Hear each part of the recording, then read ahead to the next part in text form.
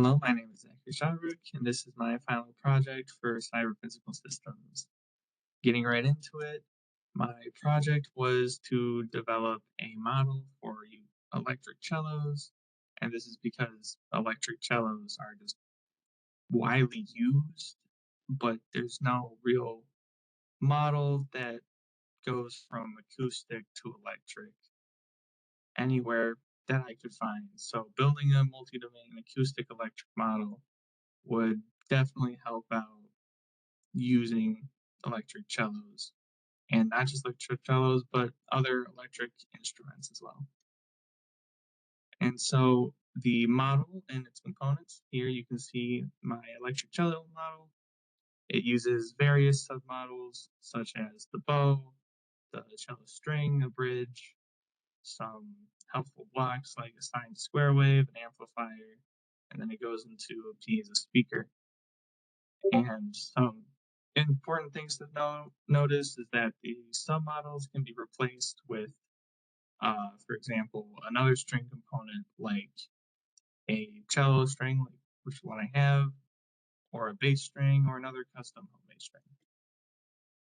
And to go more in depth on these components, for the bow component, it takes in a constant input as the bow's velocity and takes in a feedback from the string block and outputs a force that applies to the string.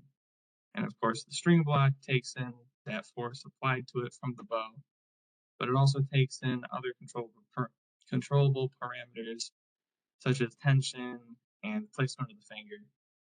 And that outputs both the feedback back to the bow as well as its vibrations to the bridge. Now, the bridge block, essentially what the bridge block does is it takes in the vibration force from the string and it outputs a velocity signal that represents the energy being transferred from the string to the piezo.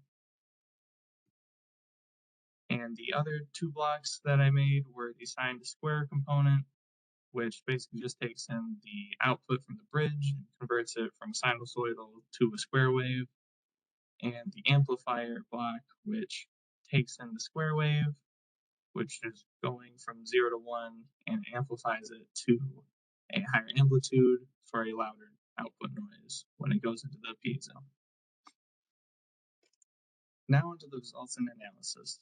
So for the analysis, I did two different specific tests for the bow and the string to see if they were working properly and what they were outputting, what they were giving. And so the first test was a consistent force being applied from the bow onto the string. As you can see in the first graph, the bottom left is the output of the string, the bow, and the bridge output, although it's hard to tell on this graph what that really means. It's being properly outputted as the larger signals are the movements from the bow. And on the right side, the other test is using a brief force applied to the string from the bow below.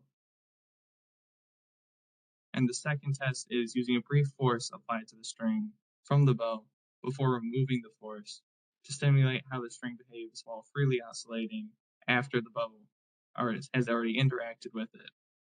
And for this, I also implemented and tested out sliding the finger across the string to change the pitch and see how that would also affect it. So now here are the outputs all the way to the piezo speaker. As you can see on the left is a consistent frequency, but on the right is a different frequency from, of course, the position of the finger sliding to make the different pitch. The other analysis we needed to do was on the bridge as well as the two helpful blocks for converting to a square wave and amplifying it. So from the consistent force applied to the string from the bow, this plot on the right shows how the bridge behaved in transferring the signal from the string to the pickup system, which is pretty much what we expected. So you can see it removes much of the variance and captures solely the signal and the velocity itself. And the bottom graph is shows the conversion from the signal coming out of the bridge and being sent into the piezo after being turned into a square wave and amplified. And here are some of the results from all this.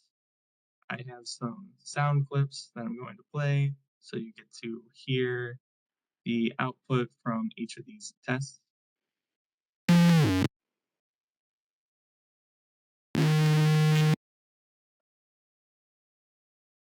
Now for conclusions and key takeaways. So we were able to develop a multi-domain electric cello model by combining mechanical vibrations with electrical signals and modelica.